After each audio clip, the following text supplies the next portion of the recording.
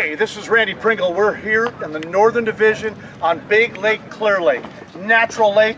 Last week we had 29 pounds won it at a 108 boat field. Here we are with the 87 boat field and over 30 pounds wins it. This lake has not disappointed all these anglers. Hey, I've got the team of David Boettger, Chad Matteri, and they took third place. What was your weight?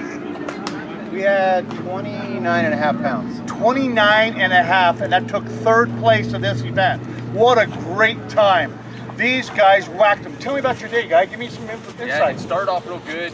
We were catching them on a double buzz bait, so it was a fun bite, and had a pretty good limit right off the bat. And then we struggled, all day trying to find a bite. So we went deep with the jig, and towards the end of the day, we culled out, 2 quality fish. We had a 985, so it helped out a lot. When you're catching a 9-pounder and it's like the 4th big or 5th big fish of the tournament, there was an 11, a couple 10s, and lots of 9s. This lake just was on fire. And it's not even spawn. It's July. So how many fish you guys catch all day?